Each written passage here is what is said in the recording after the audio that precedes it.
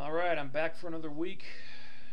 For some reason, I have not been able to find that cell phone for the life of me.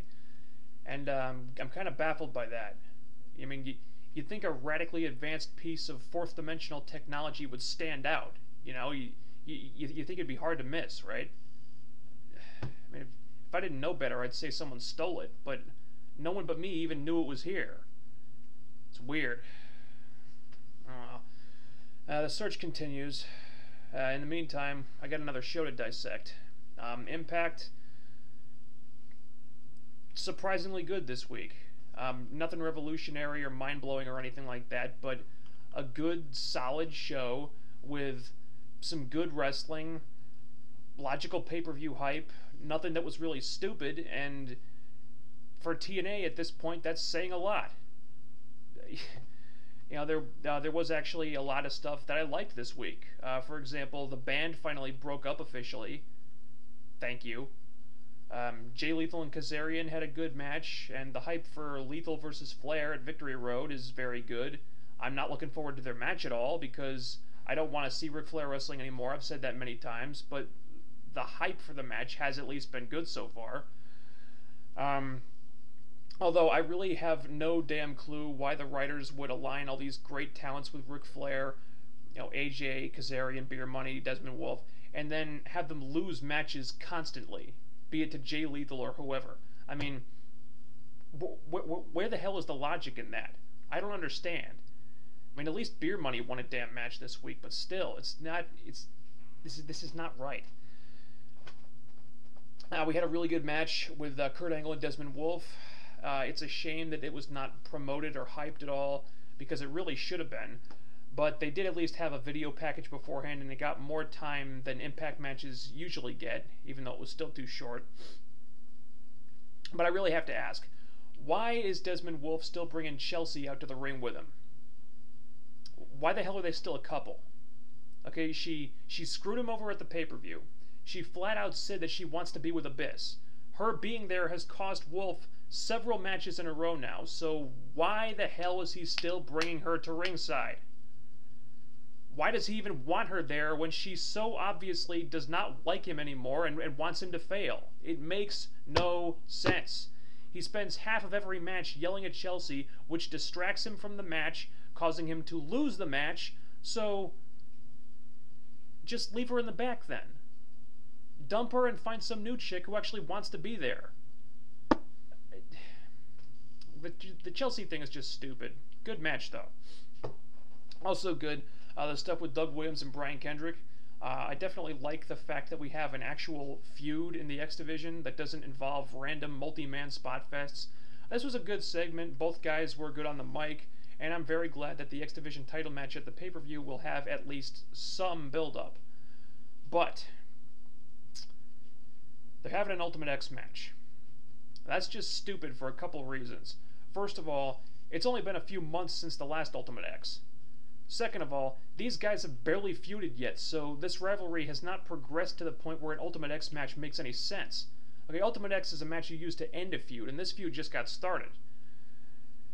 They did at least try to explain it with the technical wrestler versus the high flyer stuff, but that really doesn't feel right because Brian Kendrick isn't really a high flyer.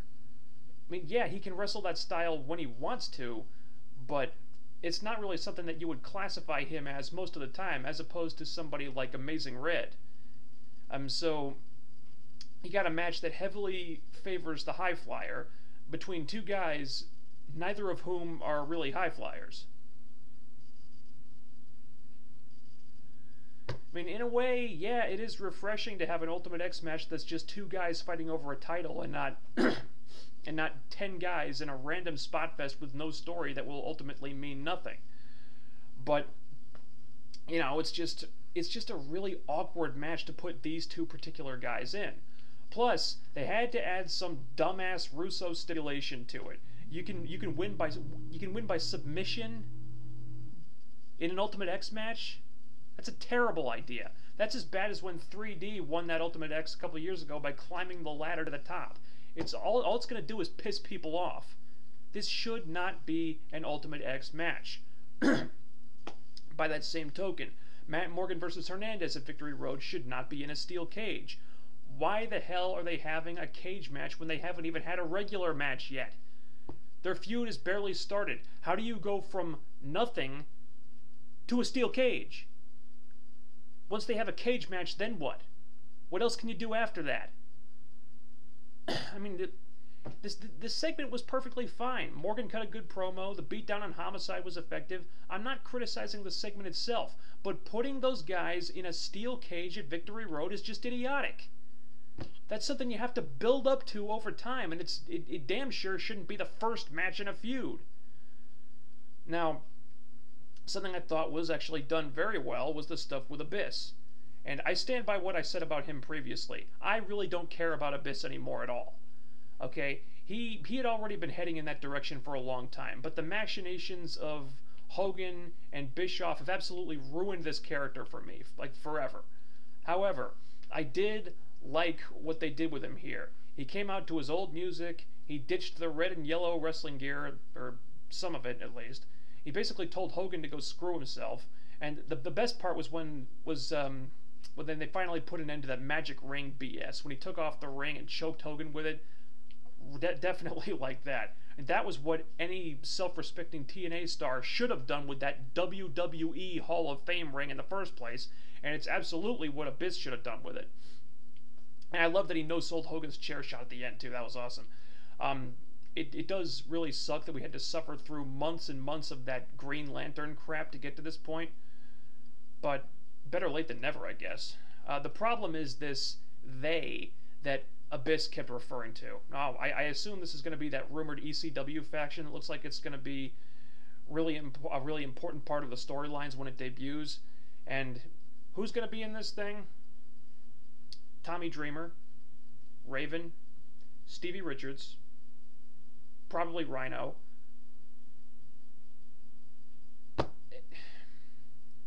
TNA, these guys are jobbers.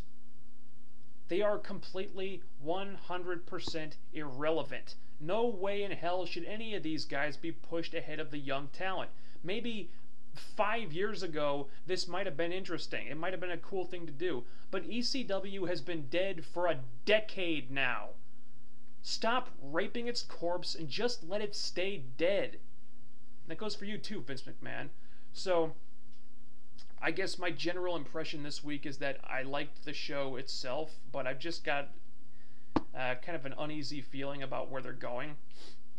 There's a chance that maybe some of this stuff could be interesting, possibly, I guess, but the Ultimate X just sounds like a bad idea, and an ECW faction does not interest me whatsoever unless Paul Heyman's booking it, and even then I probably wouldn't care that much. And if what we end up getting is an ECW faction booked by Vince Russo, no.